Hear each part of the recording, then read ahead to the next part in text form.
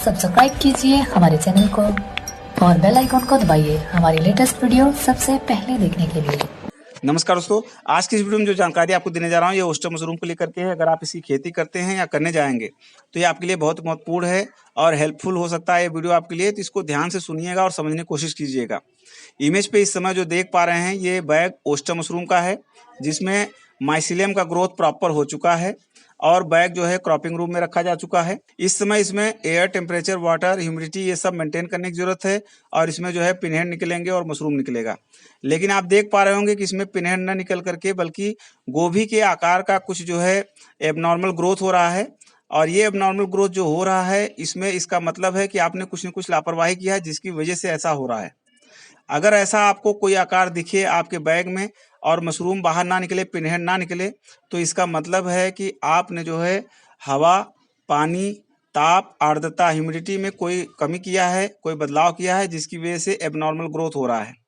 तो आपको बता दूं कि जहाँ पर ये बैग रखा गया है यहाँ पे ह्यूमिडिटी 80% है, टेम्परेचर 25 डिग्री के आसपास है और यहाँ पर पानी सुबह शाम इसको दिया जा रहा है, स्प्रे किया जा रहा है, तो इसमें तो कोई दिक्कत नहीं है।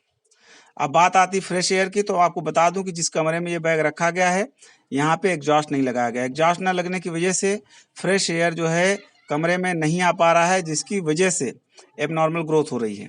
कार्बन डाइऑक्साइड की मात्रा ज़्यादा हो जाती है कमरे में, फ्रेश एयर नहीं मिल पाता है, तो जो पिनहेड बाहर निकलने होते हैं उनका ग्रोथ जो है रुक जाता है और एक अलग तरह की ग्रोथ होने लगती है माइसीलियम की, जो बाहर आप देख पा रहे होंगे इस समय स्क्रीन पे गोभी के तरह बिल्कुल आकार ले चुका है। ये इसको तोड़ने फेंकने की जरूरत नहीं है आपको इस समय सिर्फ जो है कंटिन्यू ह्यूमिडिटी, टेम्परेचर, एयर और वाटर का ध्यान रखना है।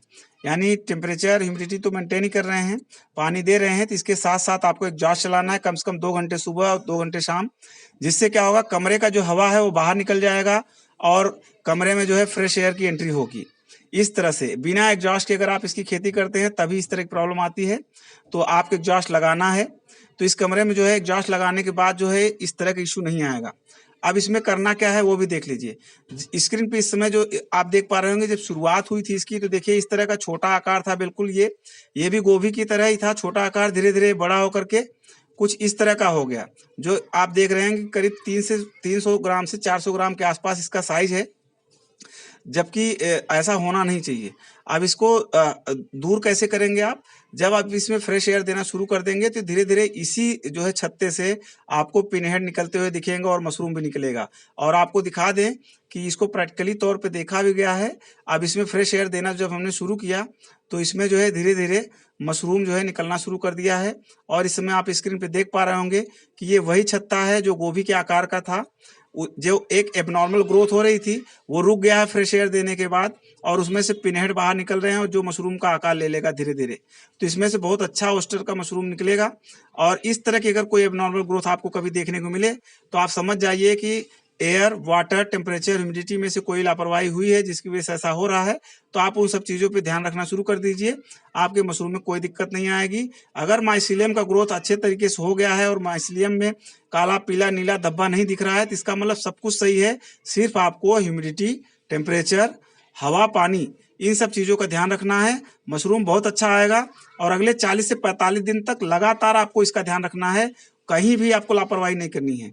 मशरूम निकलता रहेगा, फर्स्ट, सेकंड, थर्ड तीनों फ्लश आएगी और बहुत अच्छी आएगी। मुझे उम्मीद है कि ये जानकारी आपके लिए कहीं न कहीं लाभकारी साबित होगी। आज के लिए फिलहाल इतना ही। Thank you so much.